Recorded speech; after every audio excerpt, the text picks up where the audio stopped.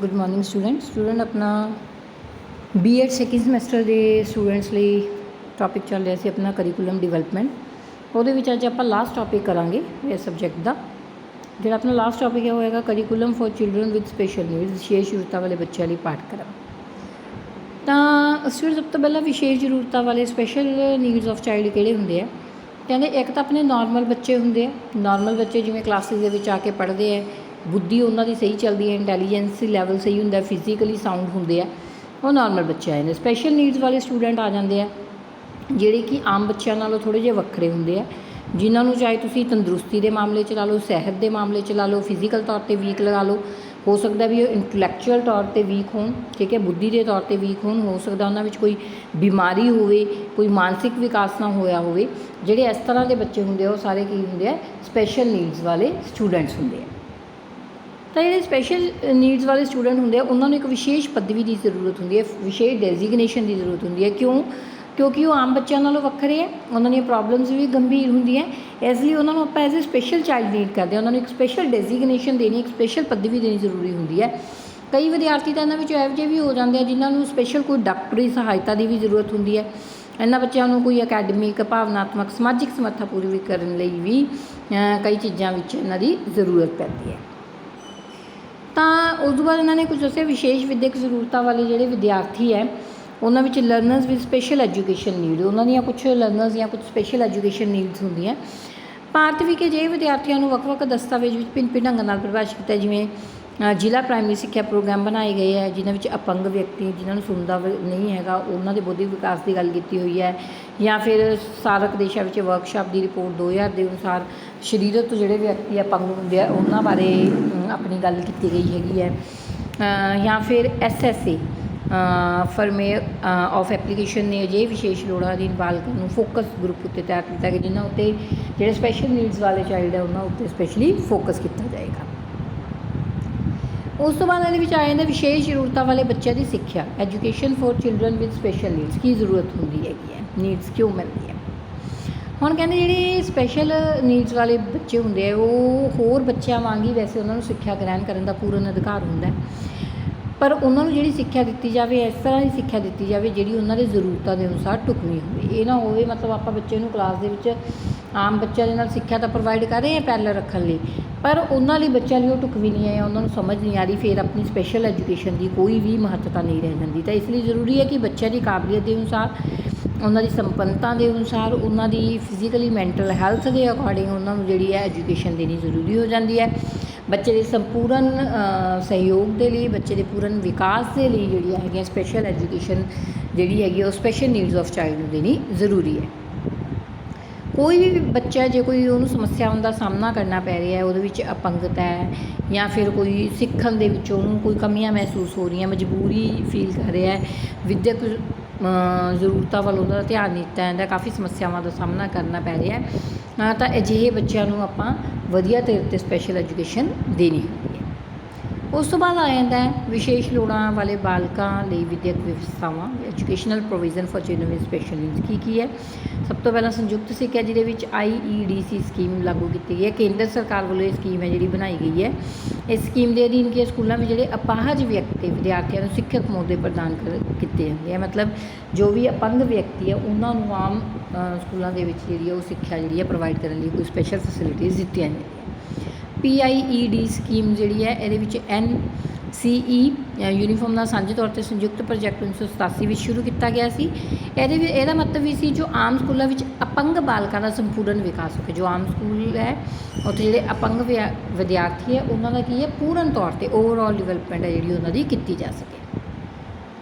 फिर IEDC scheme की कार्य प्रणाली की सी, पूर्व स्कूल तो पहला बच्चों को सिखलाई देना, मापिया नाल भी सलाह मशवरा करते रहना ताकि चीज़ों का सही पता चलता रहे, होस्टल सहूलतां देनियां, बच्चे होर समग्री वगैरह प्राप्त करनी। उस तो बाद जी इन्हों तुसीं कुछ नहीं करना। उस तो बाद आपां विशेष जरूरतों वाले बच्चों लिए पाठक्रम, curriculum for children with special need, उन्होंने किहो जिहा पाठक्रम होना चाहिए। ਜਿਹੜੇ ਕਹਿੰਦੇ कोर्स पढ़ाए जाते हैं स्कूलों के उन्होंने जोड़े दस्तावेज जोड़ा एक रूपरेखा तैयार की जाती है जिन्होंने आप करिकुलम कहते हैं, जो एक श्रेणी कमरे के अंदर लागू की जाती है, वो इस तरह की होनी चाहिए है जो अपंग ਜਾਂ ਸਪੈਸ਼ਲ ਨੀਡਸ ਵਾਲੇ ਜਿਹੜੇ ਚਾਈਲਡ ਹੈ ਉਹ ਵੀ ਉਸ ਪਾਠਕ੍ਰਮ ਦੇ ਵਿੱਚ ਵੱਧ ਤੋਂ ਵੱਧ ਸਿੱਖਿਆ ਜਿਹੜੀ ਹੈ ਉਹ ਗ੍ਰਹਿਣ ਕਰ ਸਕਣ, ਚੰਗੇ ਨਤੀਜੇ ਪ੍ਰਾਪਤ ਕਰ ਸਕਣ। ਉਹਨਾਂ ਦੀ ਸਹਾਇਤਾ ਦੇਣ ਲਈ ਇਹ ਕਰਿਕੂਲਮ ਹੋਣਾ ਚਾਹੀਦਾ ਹੈ। ਕਿਸ ਹੱਦ ਤੱਕ ਵਿਦਿਆਰਥੀਆਂ ਦੇ ਸੰਪੂਰਨ ਵਿਕਾਸ ਦੇ ਵਿੱਚੋਂ ਕਰਿਕੂਲਮ ਹਿੱਸਾ ਪਾਉਂਦਾ, ਇਹ ਆਪਾਂ ਧਿਆਨ ਰੱਖਣਾ। ਉਸ ਤੋਂ ਬਾਅਦ ਸਪੈਸ਼ਲ ਨੀਡ ਵਾਲੇ ਜਿਹੜੇ ਵਿਅਕਤੀ ਹੈ, ਬੱਚੇ ਆ, ਉਹਨਾਂ ਦੀਆਂ ਵਿਸ਼ੇਸ਼ ਸਿੱਖਿਆ ਅਤੇ ਵਿਸ਼ੇਸ਼ ਜ਼ਰੂਰਤਾਂ ਵਾਲੇ ਬੱਚੇ, ਉਹਨਾਂ ਦੀ ਸਰੀਰਕ, ਮਾਨਸਿਕ, ਵਿਵਹਾਰਿਕ ਤੌਰ 'ਤੇ ਕਿਸ ਤਰ੍ਹਾਂ ਉਹਨਾਂ ਦਾ ਵਿਕਾਸ ਹੋ ਸਕਦਾ ਹੈ, ਕਿਸ ਤਰ੍ਹਾਂ ਦੀ ਸਿੱਖਿਆ ਉਹਨਾਂ ਦੇ ਵਿਕਾਸ ਦੇ ਵਿੱਚ ਵਿਸ਼ੇਸ਼ ਹਿੱਸਾ ਪਾਊਗੀ, ਕਿਸ ਤਰ੍ਹਾਂ ਬਹੁਤ ਜ਼ਿਆਦਾ ਬੱਚਿਆਂ ਨੂੰ ਇਹਦੇ ਵਿੱਚ ਸ਼ਾਮਿਲ ਕੀਤਾ ਜਾ ਸਕਦਾ ਹੈ, ਇਹ ਸਾਰੀਆਂ ਚੀਜ਼ਾਂ ਦਾ ਧਿਆਨ ਰੱਖਣਾ ਜ਼ਰੂਰੀ ਹੋ ਜਾਂਦਾ ਹੈ। ਫਿਰ curriculum development for children with special need, ਵਿਸ਼ੇਸ਼ ਜ਼ਰੂਰਤਾਂ ਵਾਲੇ ਬੱਚਿਆਂ ਦਾ ਜਿਹੜਾ ਪਾਠਕ੍ਰਮ ਹੈ ਕਿਵੇਂ ਪ੍ਰਫੁੱਲਿਤ ਕੀਤਾ ਜਾ ਸਕਦਾ ਹੈ। ਅਧਿਆਪਨ, ਕਹਿੰਦੇ ਅਧਿਆਪਨ ਜਿਹੜਾ ਬੱਚਿਆਂ ਨੂੰ ਆਪਾਂ ਸਿਖਾਉਂਦੇ ਹਾਂ ਉਹ ਇੱਕ ਅਜਿਹੀ ਪ੍ਰਵਿਰਤੀ ਹੈ ਜਿਹਦੇ ਨਾਲ ਕਿ ਬੱਚੇ ਵੱਧ ਤੋਂ ਵੱਧ, ਵਧੀਆ ਤੋਂ ਵਧੀਆ ਆਪਣੇ ਸਿੱਖਿਆ ਗ੍ਰਹਿਣ ਕਰਕੇ ਆਪਣੇ ਜਿਹੜੇ ਟੀਚੇ ਹੈ, ਜਿਹੜੇ ਏਮ ਹੈ ਉਹ ਪ੍ਰਾਪਤ ਕਰ ਸਕਦੇ ਆ।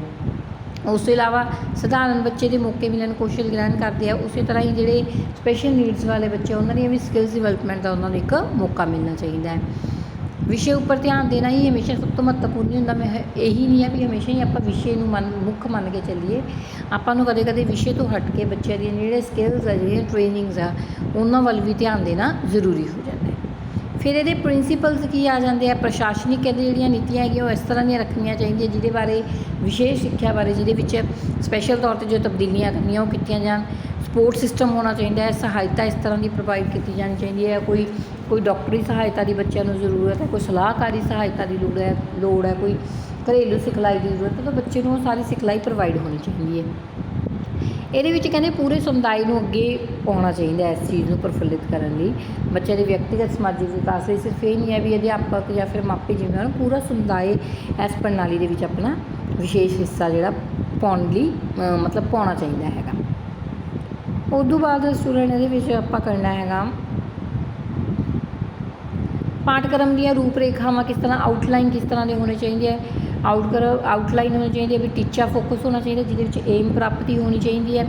ਟੀਚੇ ਦੇ ਅਨੁਸਾਰ ਹੀ ਉਦੇਸ਼ ਹੋਣੇ ਚਾਹੀਦੇ ਹੈ। ਜੋ ਆਪਣਾ ਮੇਨ ਉਦੇਸ਼ ਹੈ ਉਹਨੂੰ ਪ੍ਰਾਪਤ ਆਪਾਂ ਕਿਵੇਂ ਕਰਨਾ ਉਹ ਸਾਰਾ ਦੇਖਣਾ ਹੈ। ਅਨੁਦੇਸ਼ਨ ਦੀ ਵਿਧੀ ਦੇਖਣੀ ਹੈ। ਟੀਚੇ ਲਈ ਆਪਾਂ ਨੂੰ ਕੀ ਲੋੜੀਂਦੀ ਸਮੱਗਰੀ ਚਾਹੀਦੀ ਹੈ, ਉਹ ਸਾਰਾ ਕੁਛ ਆਪਾਂ ਕੀ ਗਤੀਵਿਧੀਆਂ ਉਹਦੇ ਲਈ ਆਪਾਂ ਨੂੰ ਪਰਫੋਰਮ ਕਰਨੀਆਂ ਪੈਣਗੀਆਂ, ਕੀ ਰੂਲਸ ਐਂਡ ਰੈਗੂਲੇਸ਼ਨ ਲਾਗੂ ਕਰਨੇ ਪੈਣਗੇ, ਉਹ ਸਾਰਾ ਦੇਖਣਾ ਪੈਣਾ। ਇਹਦੇ ਲਈ ਪਾਠਕ੍ਰਮ ਦੀ ਸਮੱਗਰੀ ਦੀ ਲੋੜ ਪੈਂਦੀ ਹੈ। ਜਿਵੇਂ ਇਮੀਟੇਸ਼ਨ ਸਕਿੱਲ ਚਾਹੀਦੀ ਹੈ। ਇਮੀਟੇਸ਼ਨ ਮਤਲਬ ਬੱਚਾ ਨਕਲ ਕਰਕੇ ਜਿਹੜੀਆਂ ਚੀਜ਼ਾਂ ਸਿੱਖਦਾ ਉਹ ਬੱਚੇ ਵਿੱਚ ਸਕਿੱਲ ਆਪਾਂ ਕਿਵੇਂ ਡਿਵੈਲਪ ਕਰਨੇ ਆ। ਭਾਸ਼ਾ ਅਤੇ ਸੰਚਾਰ ਸਿੰਪਲ ਰੱਖਣੀ ਹੈ ਵੀ ਬੱਚੇ ਨੂੰ ਭਾਸ਼ਾ ਸੰਚਾਰ ਸਮਝ ਆਵੇ। ਖੇਡਾਂ ਲਈ ਉਚਿਤ ਖਿਡੌਣੇ ਹੋਣ ਬੱਚਿਆਂ ਦੇ ਤਾਂ ਕਿ ਉਹਨਾਂ ਦਾ ਮਾਇੰਡ ਜਿਹੜਾ ਹੈਗਾ ਡਾਈਵਰਟ ਹੋ ਸਕੇ। ਵਧੀਆ ਐਜੂਕੇਸ਼ਨ ਮਤਲਬ ਬਰਡਨ ਵਾਲੀ ਐਜੂਕੇਸ਼ਨ ਨਾ ਹੋਵੇ ਅਤੇ ਇੱਕ ਵਧੀਆ ਐਜੂਕੇਸ਼ਨ ਬੱਚੇ ਨੂੰ ਦਿੱਤੀ ਜਾਵੇ। ਉਚਿਤ ਸਮਾਜਿਕ ਜਿਹੜਾ ਮੇਲ ਜੋਲ ਆ ਉਹ ਬੱਚਿਆਂ ਦੇ ਵਿੱਚ ਬਣਾਏ ਰੱਖਣਾ ਜ਼ਰੂਰੀ ਹੁੰਦਾ ਹੈ। ਉਸ ਤੋਂ ਬਾਅਦ ਵਿੱਦਿਅਕ ਸੇਵਾਵਾਂ ਦੇ ਕੁਛ ਪ੍ਰੋਵੀਜ਼ਨ ਦਿੱਤੀਆਂ ਗਈਆਂ। ਪ੍ਰੋਵੀਜ਼ਨ ਦੇ ਵਿੱਚ ਕੁਛ ਵਿਸ਼ੇਸ਼ ਸਕੂਲ, ਸਪੈਸ਼ਲ ਸਕੂਲ ਜਿਹੜੇ ਉਹ ਸਥਾਪਿਤ ਕੀਤੇ ਗਏ ਆ ਜਿਹਦੇ ਵਿੱਚ ਬੱਚੇ ਵਧੀਆ ਜਿਹੜੀ ਐਜੂਕੇਸ਼ਨ ਲੈ ਸਕਦੇ ਆ। ਸਪੈਸ਼ਲ ਕਲਾਸਿਸ ਇਨ ਰੈਗੂਲਰ ਸਕੂਲ, ਜਿਹੜੇ ਆਮ ਸਕੂਲ ਚੱਲਦੇ ਉਹਨਾਂ ਵਿੱਚ ਅਪੰਗ ਵਿਅਕਤੀਆਂ ਲਈ ਜਿਹੜੀ ਹੈਗੀ ਜਾਂ ਕੋਈ ਸਪੈਸ਼ਲ ਨੀਡਸ ਵਾਲੇ ਚਾਹੀਦੇ ਉਹਨਾਂ ਲਈ ਸਪੈਸ਼ਲ ਕਲਾਸਿਸ ਦਾ ਸ਼੍ਰੇਣੀਆਂ ਦਾ ਨਿਰਮਾਣ ਕੀਤਾ ਗਿਆ ਤਾਂ ਕਿ ਬੱਚੇ ਵਧੀਆ ਐਜੂਕੇਸ਼ਨ ਲੈ ਸਕਣ ਅਤੇ ਇਹ ਸਾਧਨ ਜਿਹੜੇ ਆ ਬੱਚਿਆਂ ਨੂੰ ਪ੍ਰੋਵਾਈਡ ਕੀਤੇ ਜਾਂਦੇ ਆ। ਉਸ ਦਾ ਪਰਪਜ਼ ਕੀ ਹੈ curriculum the, children with special need ਸਧਾਰਨ ਨਾਲ ਜਨਰਲ ਪਰਪਜ਼ ਹੈ, ਮਤਲਬ ਰਾਸ਼ਟਰ ਨੂੰ ਵਧੀਆ ਨਿਰਮਾਣ ਕਰਨਾ। ਜਿਹੜੇ ਆਮ ਬੱਚੇ ਐਜੂਕੇਸ਼ਨ ਲੈ ਰਹੇ ਉਹ ਸਾਰਿਆਂ ਨੂੰ ਉਹੀ ਮਿਲੇ। ਸਭ ਤੋਂ ਜਿਹੜਾ ਜਨਰਲ ਪਰਪਜ਼ ਇਹੀ ਹੈ। ਸਪੈਸੀਫਿਕ ਪਰਪਜ਼ ਕੀ ਹੈ ਵੀ ਇਹ ਜਿਹੜੇ ਸਪੈਸ਼ਲ ਨੀਡਸ ਵਾਲੇ ਚਾਈਲਡ ਹੈ ਉਹ ਵੀ ਵਿਅਕਤੀਗਤ ਸੁਤੰਤਰਤਾ ਮਿਲੇ, ਉਹਨਾਂ ਨੂੰ ਵੀ ਸਮਾਜਿਕ ਸਮਰੱਥਾ ਮਤਲਬ ਦੂਜੇ ਵਿਅਕਤੀਆਂ ਦੇ ਬਰਾਬਰ ਰਹਿ ਕੇ ਆਪਣੇ ਕੰਮ ਨੂੰ ਕਰ ਸਕਣ। ਹੋਰ ਮਨੋਰਥ ਹੈ। ਹੋਰ ਮਨੋਰਥ ਕੀ ਹੈ, ਬੱਚੇ ਦੇ ਬੌਧਿਕ, ਫਿਜ਼ੀਕਲ, ਭਾਵਨਾਤਮਕ, ਅਧਿਆਤਮਕ, ਕਿੱਤਾ ਮੁਖੀ ਜਿਹੜੀ ਉਹਨਾਂ ਦੀ ਅਪਰੋਚ ਹੈ ਉਹਨੂੰ ਸੁਧਾਰਨਾ, ਇਹ ਸਾਰੇ ਹੋਰ ਮਨੋਰਥ ਦੇ ਵਿੱਚ ਆ ਜਾਂਦੇ ਆ। ਉਹ ਤੋਂ ਬਾਅਦ ਕਹਿੰਦੇ ਵਿਸ਼ੇਸ਼ ਜ਼ਰੂਰਤਾਂ ਵਾਲੇ ਬੱਚਿਆਂ ਲਈ ਪਾਠਕ੍ਰਮ ਦੀ ਕੀ ਮਹੱਤਤਾ ਹੈਗੀ ਹੈ। ਇਹ ਤਰ੍ਹਾਂ ਜੇ ਉਹੀ ਚੀਜ਼ਾਂ ਨੂੰ ਇਹਨਾਂ ਨੇ ਜਿਹੜਾ ਹੈਗਾ ਰਿਪੀਟ ਕਰ ਰੱਖਿਆ ਹੈਗਾ। ਇੰਡੀਵਿਜੂਅਲ ਇੰਪੋਰਟੈਂਸ ਆਪਾਂ ਨੂੰ ਕਰਨ ਦੀ ਜ਼ਰੂਰਤ ਨਹੀਂ ਹੈਗੀ। ਉਸ ਤੋਂ ਬਾਅਦ ਇਹਨਾਂ ਨੇ ਕਿਹਾ curriculum needs of gifted visually challenge and slow learners, ਜਿਹੜੇ ਕਹਿੰਦੇ ਬੱਚੇ ਕੁਛ ਹੁੰਦੇ ਆ ਜਿਹੜੇ ਜਮਾਂਦਰੂ ਤੌਰ 'ਤੇ ਜਿਨ੍ਹਾਂ ਦਾ ਬੌਧਿਕ ਰਚਨਾਤਮਕ ਵਿਕਾਸ ਘੱਟ ਤੌਰ 'ਤੇ ਹੋਇਆ ਹੁੰਦਾ, ਉਹਨਾਂ ਨੂੰ ਆਪਾਂ ਸਲੋ ਲਰਨਰ ਵੀ ਕਹਿੰਦੇ ਹਾਂ। ਵੀ ਕੁਛ ਬੱਚੇ ਹੁੰਦੇ ਆ ਜਿਹੜੇ ਹੌਲੀ ਹੌਲੀ ਚੀਜ਼ਾਂ ਨੂੰ ਸਿੱਖਦੇ ਆ ਦੂਜੇ ਬੱਚਿਆਂ ਦੇ ਮੁਕਾਬਲੇ। ਤਾਂ ਜਿਹੜੇ ਇਹੋ ਜਿਹੇ ਬੱਚੇ ਹੁੰਦੇ ਆ, ਕਈਆਂ ਦਾ ਮਤਲਬ ਥੋੜ੍ਹਾ ਦਿਮਾਗ ਤੰਗ ਤੌਰ 'ਤੇ ਕੰਮ ਕਰਦਾ, ਮਤਲਬ ਸਹੀ ਕੋਈ ਅਲਫਾਜ਼ ਜਿਹੜੇ ਉਹਨਾਂ ਨੂੰ ਸਹੀ ਤਰੀਕੇ ਨਾਲ ਨਹੀਂ ਬੋਲ ਸਕਦੇ। ਤਾਂ ਇਸ ਤਰ੍ਹਾਂ ਦੀਆਂ ਗਤੀਵਿਧੀਆਂ ਬੱਚੇ ਨੂੰ ਮਤਲਬ ਜਮਾਂਦਰੂ ਤੌਰ 'ਤੇ ਇਹਨਾਂ ਪ੍ਰੋਬਲਮਸ ਦਾ ਫੇਸ ਆਊਟ ਕਰਨਾ ਪੈ ਸਕਦਾ। ਤਾਂ ਆਪਾਂ ਬੱਚਿਆਂ ਨੂੰ, ਸਿੱਖਿਆਰਥੀਆਂ ਨੂੰ ਆਪਣੇ ਅਧਿਆਪਨ ਦੇ ਰਾਹੀਂ ਪ੍ਰਭਾਵਸ਼ਾਲੀ ਸਿੱਖਿਆ ਦੇ ਕੇ ਉਹਨਾਂ ਨੂੰ ਇਹਨਾਂ ਚੀਜ਼ਾਂ ਤੋਂ ਓਵਰਕਮ ਕਰਕੇ ਬਾਹਰ ਲੈ ਕੇ ਆ ਸਕਦੇ ਆ, ਉਹਨਾਂ ਨੂੰ ਪ੍ਰਭਾਵਸ਼ਾਲੀ ਤਰੀਕੇ ਨਾਲ ਅੱਗੇ ਲੈ ਜਾ ਸਕਦੇ ਆ।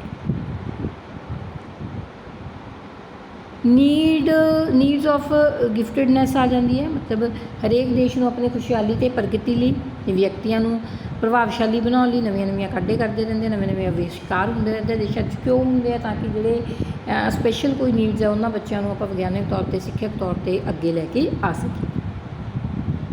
ਤਾਂ ਸਟੂਡੈਂਟ ਬਸ ਇਹਦੇ ਵਿੱਚ ਤੁਸੀਂ ਇੰਨਾ ਹੀ ਕਰਨਾ ਹੈ, ਕਿਉਂਕਿ ਸਿਰਫ ਤੁਹਾਨੂੰ ਸਪੈਸ਼ਲ ਨੀਡਸ ਵਾਲੇ ਵਿਦਿਆਰਥੀਆਂ ਦੀ ਕਿਉਂ, ਮਤਲਬ ਕੀ ਹੁੰਦੇ ਹੈ, ਕਿਉਂ ਜ਼ਰੂਰਤ ਪੈਂਦੀ ਹੈ ਇਹਨਾਂ ਨੂੰ ਸਪੈਸ਼ਲ ਐਜੂਕੇਸ਼ਨ ਦੀ, ਨੀਡ ਕੀ ਹੈ, ਵਿਸ਼ੇਸ਼ਤਾਵਾਂ ਕੀ ਹੈ, ਬਸ ਆਪਾਂ ਇਹਦੇ ਵਿੱਚ ਇਹੀ ਟੌਪਿਕ ਕਵਰ ਕਰਨੇ ਆ।